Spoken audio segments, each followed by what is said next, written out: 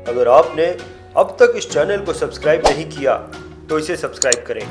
Notification के लिए bell icon को क्लिक करें और वीडियो पसंद आए तो लाइक भी करें।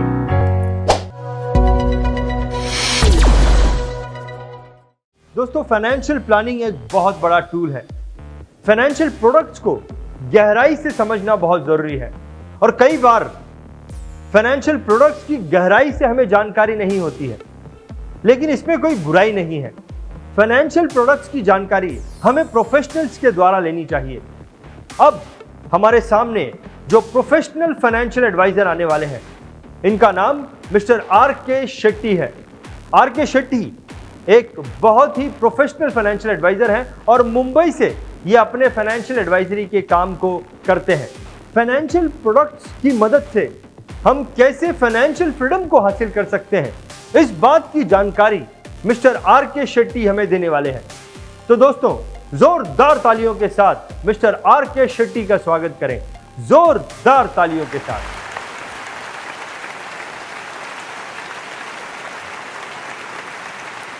नमस्कार दोस्तों, मैं आर.के. शेट्टी आपको आज बताने आया हूं कि फाइनेंशियल फ्रीडम क्या होता है और वो किस तरीके से कोई भी इंसान अपना लाइफ में फाइनेंशियल फ्रीडम का हासिल कर सकता है।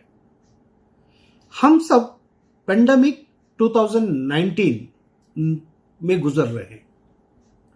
इस पेंडेमिक में अलग अलग लोग मुझे फोन किया होगा, मेरे से बातचीत किया होगा। हर एक इंसान अलग अलग बात कर रहा है। आज कोई ये बोल रहे हैं लॉकडाउन बहुत अच्छा है क्योंकि आज मुझे मेरे परिवार का साथ टाइम बिताने मिल रहा है। मैं आज वो कर रहा हूं जो लाइफ में हर बार सोचा था मुझे करना चाहिए, वो करने का मुझे समय मिल रहा है। और मैं आज वो करना चाहता हूं जो मेरे परिवार मेरा साथ बहुत दिन से करना चाहता था। तो ये आदमी बहुत खुश लग रहा है। और दूसरा एक आदमी है बहुत फ्रस्ट्रेटेड है, बहुत टेंस्ड है। अब हर बात में गुस्सा आ रहा कर रहे हैं, लोगों के ऊपर गुस्सा, सिस्टम के ऊपर गुस्सा, गवर्नमेंट के ऊपर गुस्सा। ये एक दूसरे टाइप।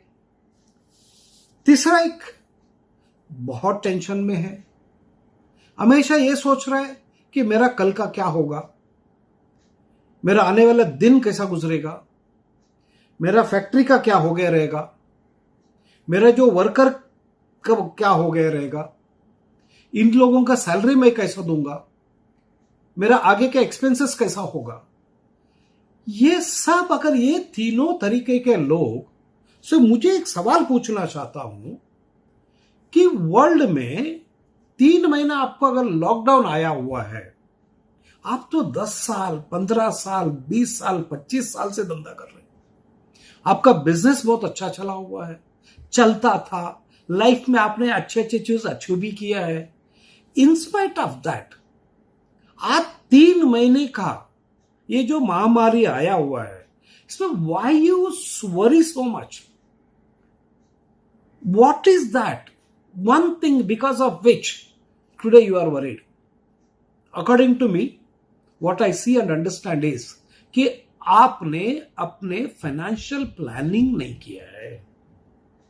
आपने अपना लाइफ में ये नहीं सोचा कि आज जो बिजनेस चल रहा है, जिस तरीके से मेरा लाइफ चल रहा है, ये लाइफ अगर इसी तरह आगे चल के अगर नहीं चला तो क्या होगा मेरा लाइफ में।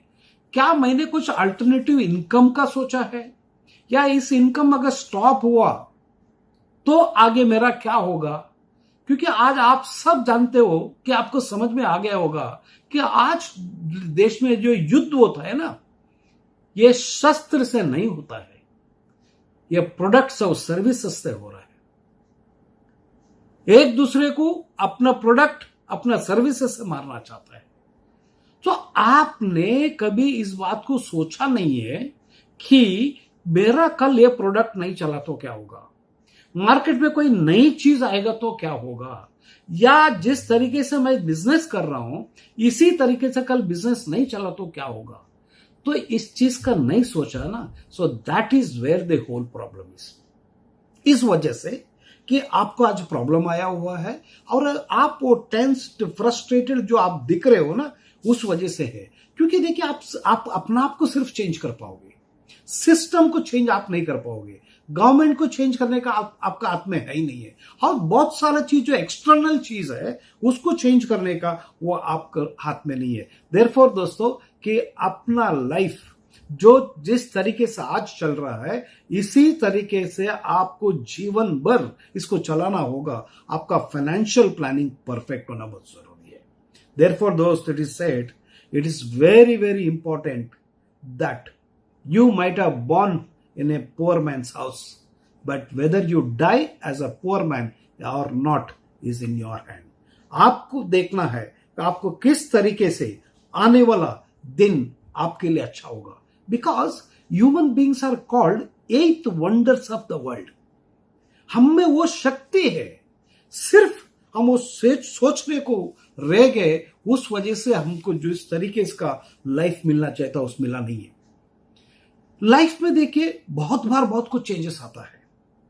2008 में देखेंगे जब फर्स्ट आईपीएल स्टार्ट हुआ था, बॉलीवुड इंडस्ट्री 45 डेज के लिए नहीं चल रहा था। उनकी जो टोटल कलेक्शन थी वो सिर्फ 16% था।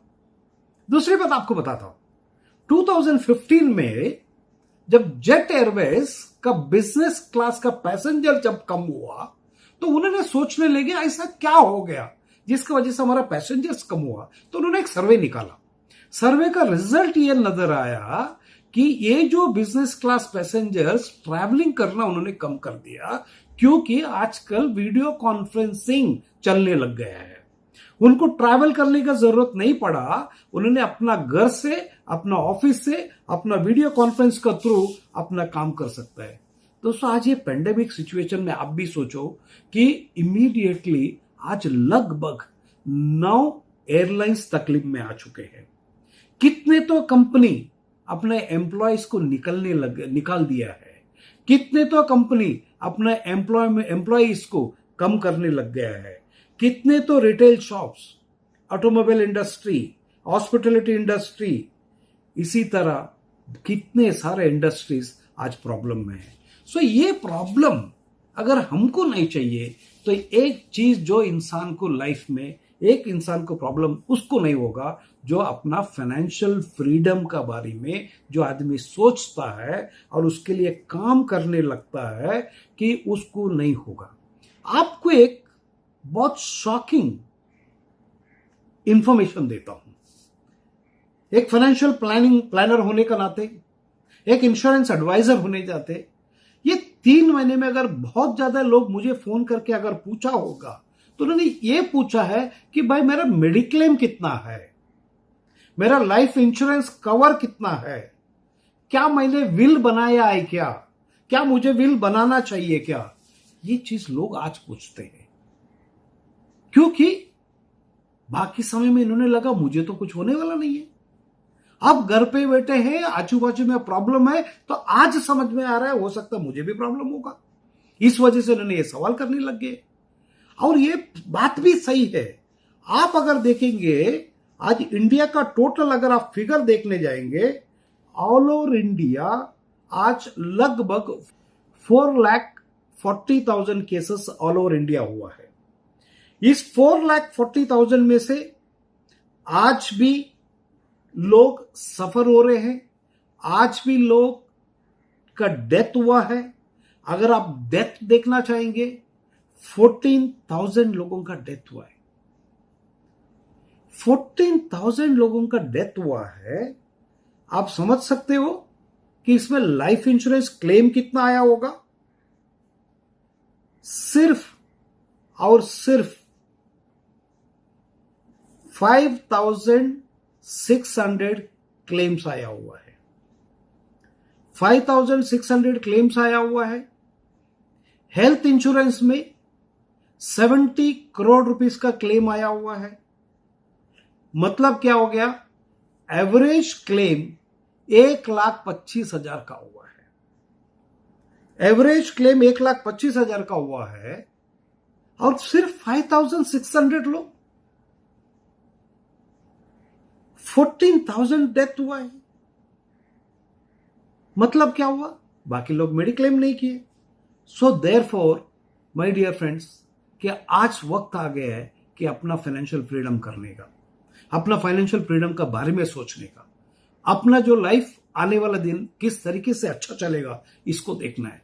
कि मैं सिर्फ आपको डेटा नहीं दिया है, आज एक्चुअली लोग एक्ट करने लग गए हैं, लोग काम करने लग गए हैं, लोग अपना फाइनेंशियल फ्रीडम होना चाहिए उस वजह से उन्होंने इन्वेस्टमेंट करने लग गए हैं। इन्वेस्टमेंट किस तरीके से? आज आप देखेंगे सिर्फ LIC ऑफ इंडिया का अगर डेटा निकाल के देखेंगे, रफली ये जो फर्स्ट क्वार्टर अप्रैल मई जून का है, ऑलमोस्ट लास्ट क्वार्टर को हम कंपेयर करेंगे, अप्रोक्सीमेटली 40% बिजनेस ज्यादा आया हुआ है।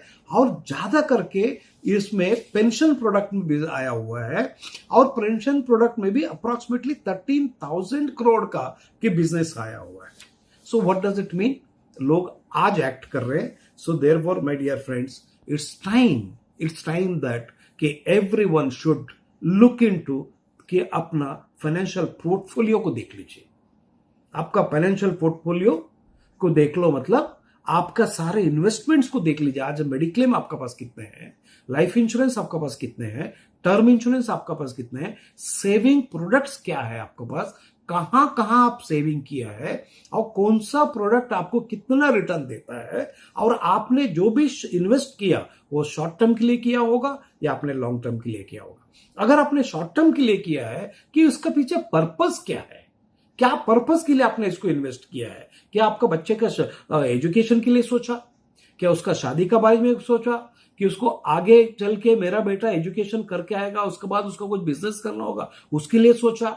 या उसका लाइफ में कहीं तो सेटल होने के लिए आप हेल्प करने के लिए सोचा? या आपने आपके लिए एक रिटायरमेंट सॉल्यूशन, या एक दिन मुझे फाइनेंशियल फ्रीडम चाहिए, मुझे पैसे के लिए काम करना नहीं चाहिए, इसके लिए आपने सोचा है क्या? सो इसमें से कौन से प्रोडक्ट्स है कि आपको ये सारे पर्पस पूरा कर सकते हैं?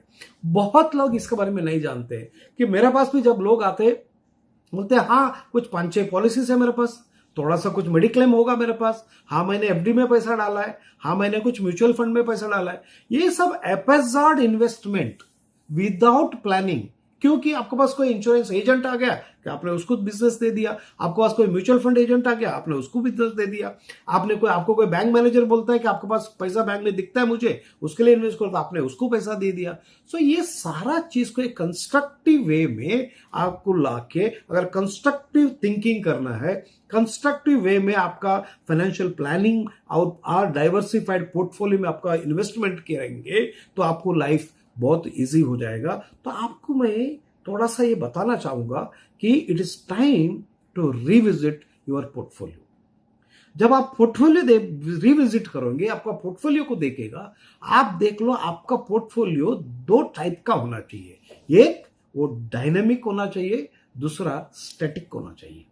What is dynamic? डायनेमिक का मतलब ये होता है कि आप इन्वेस्टमेंट आज किया है, क्योंकि हर बार मार्केट में या इन्वेस्टमेंट प्रोडक्ट हर बार हर प्रोडक्ट नहीं चलता है, हर बार हर इन्वेस्टमेंट नहीं चलता है, हर बार हर इंस्ट्रूमेंट नहीं चलता है। सो आपका पास आज जो आप इन्वेस्टमेंट किया कि इस तरीके से आपको इन्वेस्टमेंट करना चाहिए ताकि आपको वो जब तक वो चलेगा तब तक आप उसको चलाओ, वहां से फिर पैसा निकाल लो और दूसरा क्या चलेगा उसमें डालो, तीसरा क्या चलेगा उसमें डालो।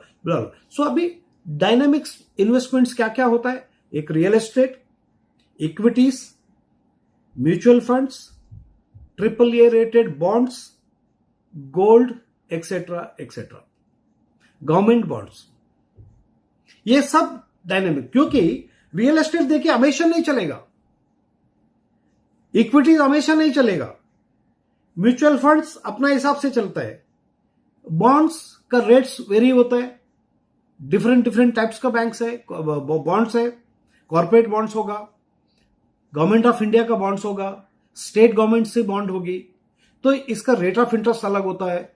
तो जब भी आपको एक अच्छा अपॉर्चुनिटी मिला कि इनमें से आपको लिक्विड करके वो सही बॉन्ड पे, सही जगह पे, सही टाइम पे आपको इन्वेस्ट करना है। स्टैटिक्स क्या होगा?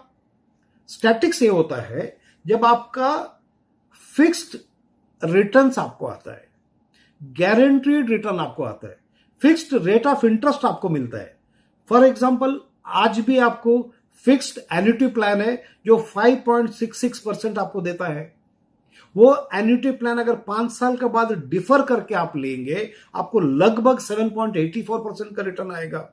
उसी को 10 साल आप डिफर करके लेंगे 10.94% का होगा। इसी तरह गवर्नमेंट ऑफ इंडिया का सीनियर सिटीजन योजना है जो 8.6% रिटर्न देता है। प्रधानमंत्री वया वंदना योजना है जिसमें आपको 8% का रिटर्न आएगा। गवर्नमेंट ऑफ इंडिया बॉन्ड्स है, लाइफ इंश्योरेंस इंडस्ट्रीज का कुछ कुछ प्रोडक्ट्स है, इसी तरह प्राइवेट लाइफ इंश्योरेंस कंपनी से उनकी कुछ प्रोडक्ट्स है, और LIC ऑफ इंडिया का सेवरेन गारंटी मतलब सेंट्रल गवर्नमेंट गारंटी कुछ प्लान्स है। ये प्लान्स भी आपके लिए बहुत यूजफुल होगा क्योंकि आज भी कुछ कुछ प्लान आपको अप्रोक्सीमेटली 5.2% टू 10.76% रिटर्न देता है। 5.20% टैक्स फ्री, 10.76% टैक्सेबल रिटर्न देता है। What does it mean? सोच के देखो, आज जितने भी इन्वेस्टमेंट्स आपको, फर्स्ट ऑफ ऑल हम जब इन्वेस्टमेंट हम बोलते हैं, इन्वेस्टमेंट इज दैट जो एक बार एक चेक लिख के किसको दे देते हैं, उसके बाद आपको उसका पीछे कुछ काम नहीं होता है। तो ऐसी चीज अगर आपको 5.2% टैक्स फ्री से लेकर 10.74% का टैक्सेबल अगर आपको मिलता है तो आप सोच के देखिए कि ऐसे कितने इंस्ट्रूमेंट्स है जो आपको इस तरीके से गारंटी देता है।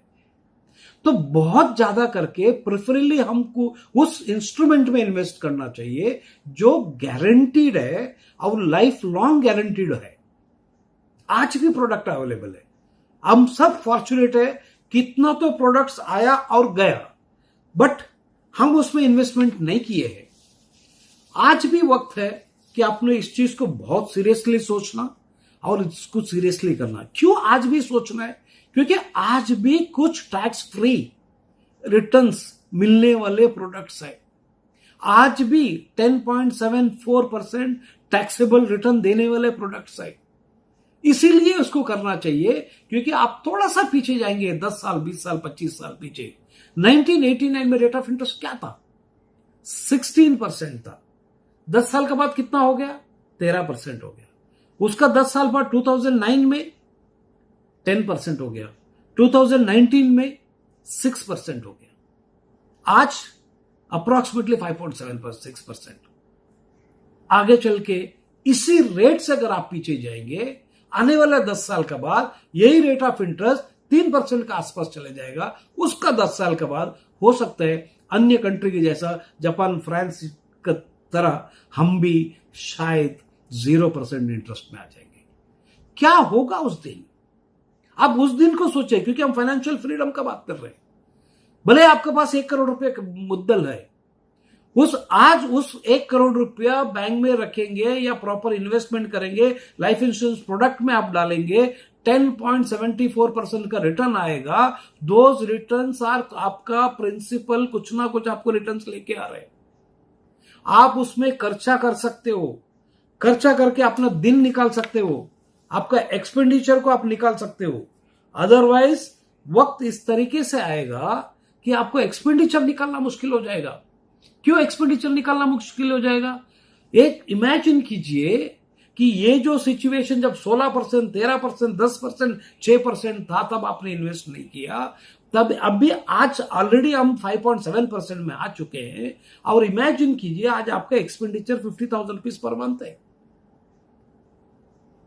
15 साल का बाद देखेंगे आपको same kind of an expenditure, same kind of a lifestyle for same thing आपको लगभग 1,14,000 देना पड़ेगा। उसी का और एक 20 का आगे जाके देखेंगे लगभग 1,60,000 रुपए देना होगा। आज का 25 साल का बाद exactly for same amount of same expenses for same thing for same amount of expenses आपको 2,14,000 रुपया देना पड़ेगा। सो आज का 50,000 रुपया 25 साल के बाद अगर 2,14,000 रुपया आपको देना है तो वो पैसा आएगा किधर से? क्या आपका प्रिंसिपल से आप निकलते रहोगे या आपको इंटरेस्ट आएगा तो आएगा? और अच्छा क्या लगेगा, पीस क्या लगेगा, हैप्पी कब हो गया आप?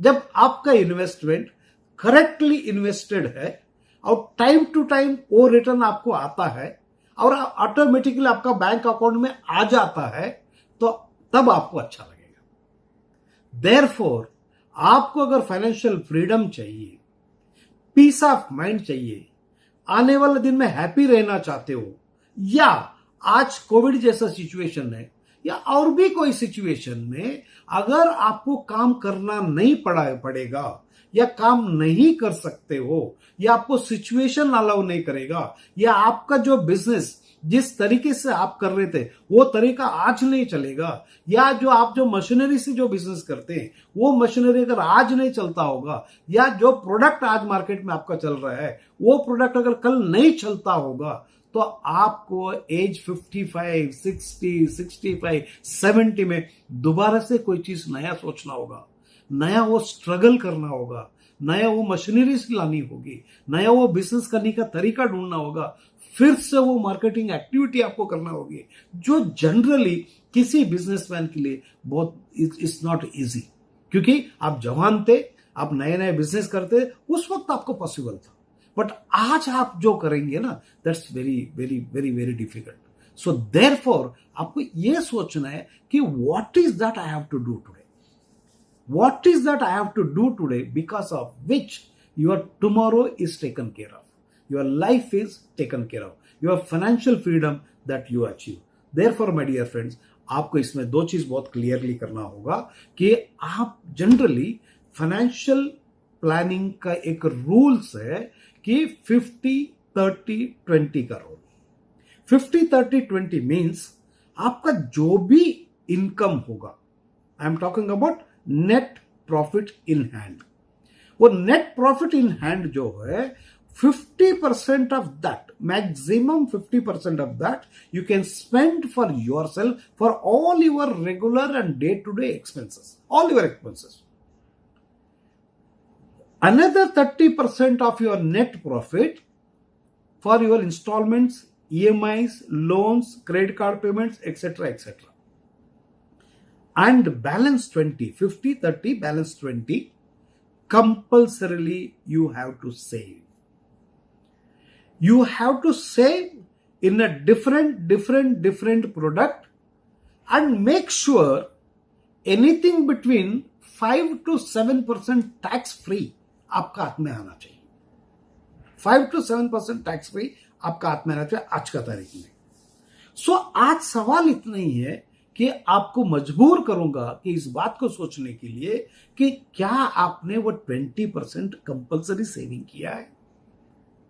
15-20 ईयर्स आपने वो करते आए हैं, आप नहीं किया तो it is the time that you have to do it now. आपको क्या करना है कि आपको इस बात को बहुत सीरियसली सोचना है कि मार्केट में कि क्या ऐसा कोई प्रोडक्ट्स है, क्या ऐसी कोई इन्वेस्टमेंट्स है। यस, प्रोडक्ट भी है, इन्वेस्टमेंट्स भी है, बट आपको सीरियसली सोचना है कि आज का तारीख में क्या चल रहा है।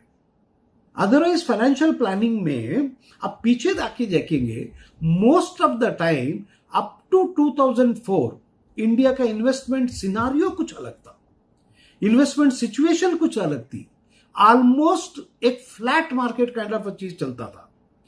क्या हो गया all of a sudden 2004 to 2008, all of a sudden क्या ऐसा सिचुएशन आ गया 200%, 500%, 1000%, 2000% तक अलग अलग इन्वेस्टमेंट्स पोर्टफोलियो, अलग अलग इन्वेस्टमेंट इंस्ट्रूमेंट्स आपको रिटर्न देने लग गए।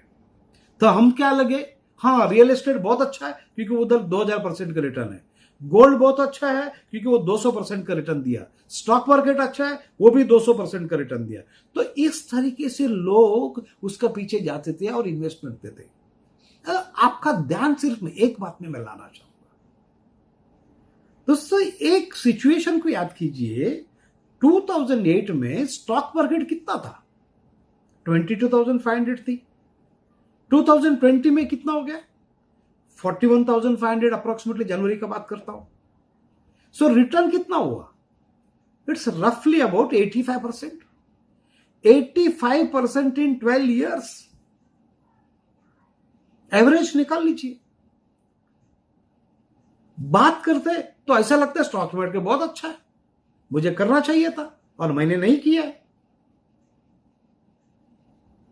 अगर इसी चीज को मैं 2008 और आज के लिए देखता हूं,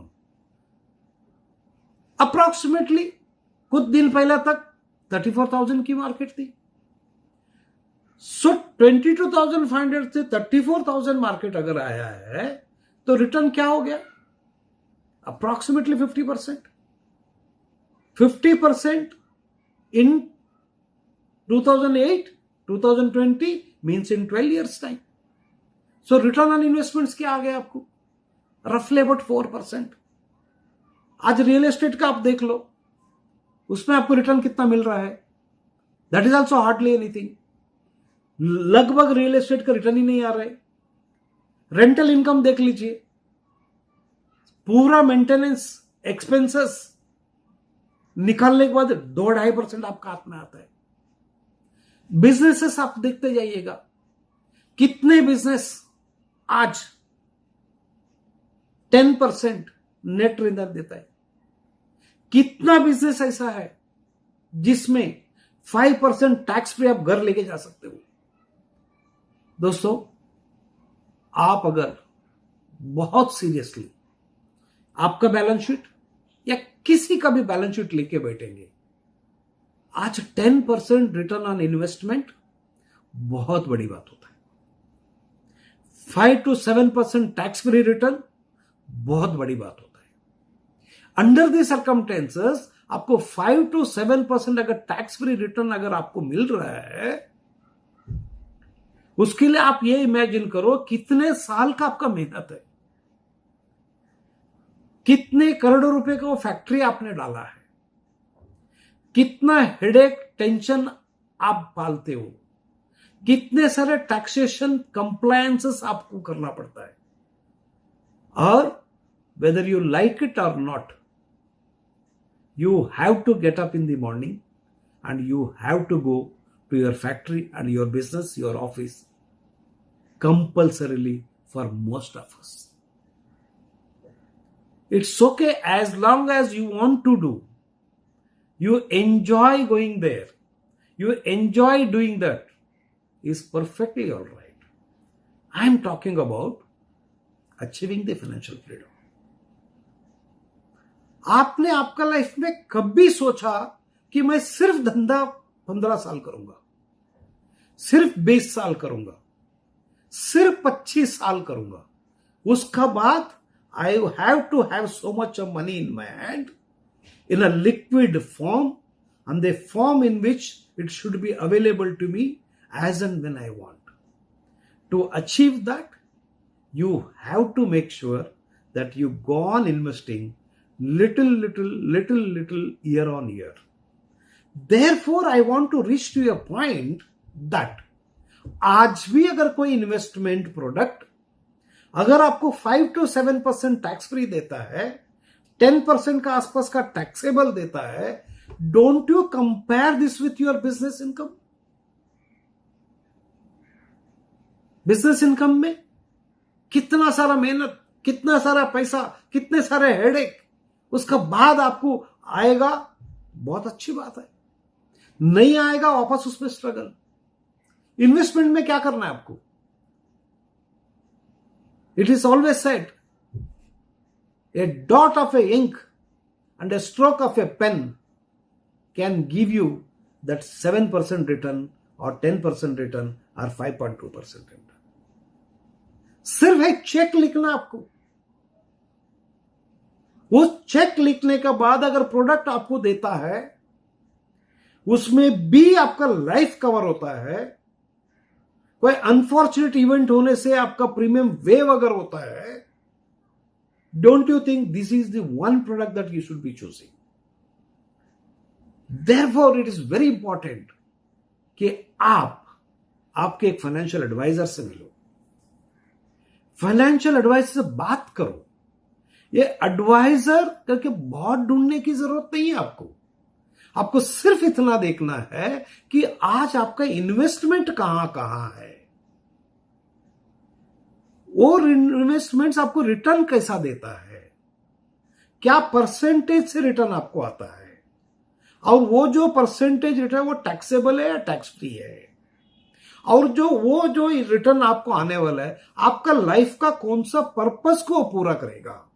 ये क्वेश्चन अपना आपको पूछना है और आप खुद कर सकते हो। आपका ऑफिस में कोई अकाउंटेंट होगा उसको भी दे सकते हो, या आप कोई भी एक financial adviser, insurance adviser, investment adviser से आप मिल सकते हो। मिल से आप इन सबसे बात कर रहे हैं। आप बात करके लोगों को ये समझाना, लोगों को ये समझ के लेना है कि आपका क्या क्या गैप्स अवेलेबल है, ऐसा कौन सा प्रोडक्ट है जो आज अवेलेबल है और आपने लिया नहीं है, ऐसा कौन सा प्रोडक्ट है आज अवेलेबल है, गवर्नमेंट ऑफ इंडिया का गारंटी है और लाइफ लॉन्ग गारंटी है और एवरी मंथ पैसा बैंक में आ सकता है, उस प्रोडक्ट आज भी है। इसका आपको जानकारी लेना चाहिए। अगर उसका रिक्वायरमेंट आपके पास है क्या, उसको भी देखना चाहिए। इतना सब देखने के बाद आप ये देख लो कि आपका फाइनेंशियल फ्रीडम आपको मिल गया या नहीं मिल गया, ये देखना है। दोस्तों, it is you who have to take the decision, it is you who have to make a decision today. It's you who have to decide, yes, what is that I have done in last 10 years, 15 years and 20 years, what is that I have to do in next few years. It is you who can make your life.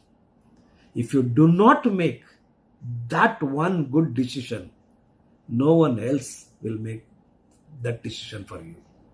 Otherwise, एक बार ऐसा था, एक story ऐसी है, एक पुजारी थे, बहुत बड़ा भक्त थे, एक मंदिर के पुजारी थे, और उस मंदिर में पूजा करते करते बहुत जोर से बारिश हुआ, पूरा मंदिर का आसपास फ्लड हो गया, बहुत ज्यादा पानी भर गया कि पुजारी जी मंदिर का अंदर ही थे, बट लोग वहां से बाहर जाने लग गए, बस पुजारी जी नहीं गए।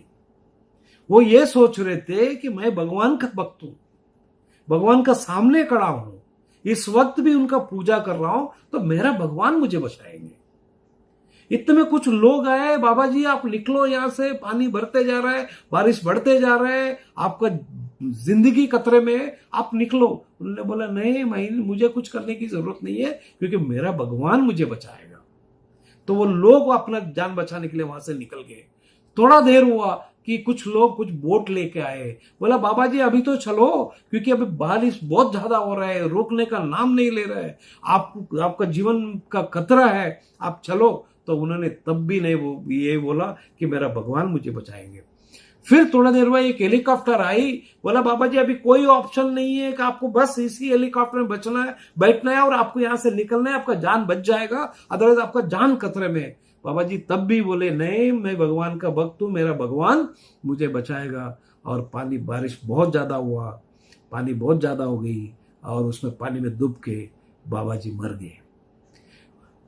तो बाबा जी ऊपर गए, भगवान के पास पहुंच गए। वहां से भगवान के पास बहुत गुस्से से पूछा, मैं तो तुम्हारा इतना प्रेम करता था, इतना बड़ा भक्त था, इतना मैं पूरा श्रद्धा से पूजा करता था और तुम पर पूरा भरोसा भी था कि मेरा हर तकलीफ में आप मेरे काम आएंगे, कि बट ऐसा क्या हुआ आपने मुझे बचाया नहीं। तो भगवान ने बोला भाई साहब, आपको क्या लगता है जो कुछ लोग जो आए पहला आपके पास में आपको बुलाने के लिए आए और बोले चलो, वो लोग कौन था? वो लोग मैंने भेजा था, आपने उनकी बात नहीं सुना। थोड़ा देर के बाद मैंने एक बोट भेजा, आपने उस बोट में भी बैठे नहीं, आपने लास्ट में मैंने एक हेलीकॉप्टर भेजा, उसमें भी आपने बैठा नहीं है। तो इसीलिए आपको ये चीज हो गई, आपका डेथ होने का कारण आप ही थे। सो दोस्तों, हर बार लाइफ में मौका बहुत ज्यादा नहीं मिलता है हमको, जब मौका मिलता है तो ले लेना होता है। इसीलिए बोलते हैं a egg broken from outside is a death, a egg broken from inside is a life coming out. It is you who have to decide. It is you who have to take decisions. इस कोविड-19 ने हम सबको एक तकलीफ दी है, but every time ऐसा जो संकट आता है, इस संकट में हम अच्छे डिसीजन लेते हैं. Therefore, it is always said, difficulty is the mother of all inventions. It is today you have to invent yourself. You have to think for yourself. You have to think and live a life king size. To live a life king size, your planning, money management, investment management is very, very important. So therefore, I pray for all of you that today at least you realize at the earliest, make your good investment opportunities, because the time is now. You can make it now, and all the best. Thank you so much for listening. Thank you. देखिए, राम नायर से are के शेट्टी तक सुबह 11 बजे से शाम के 3:30 बजे तक जितने भी स्पीच हुई हैं, हर किसी की बातों को मैंने नोट करके रखा है. अब आप ही बताइए कि आर के शेट्टी की बातों से कितना इंपॉर्टेंट नॉलेज मिलता है. बिना किसी टेंशन के हम फाइनेंशियल फ्रीडम को पा सकते हैं. अगर आप एक फाइनेंशियल एडवाइजर हैं तो भी आर के शेट्टी की स्पीच आपके लिए बहुत काम की है. अगर आप एक फाइनेंशियल एडवाइजर नहीं हैं तो भी आर के शेट्टी की स्पीच आपके बहुत काम की है. मैं तो कहता हूं कि चीज़ों को इंप्लीमेंट करो और लाइफ को आसान बनाओ.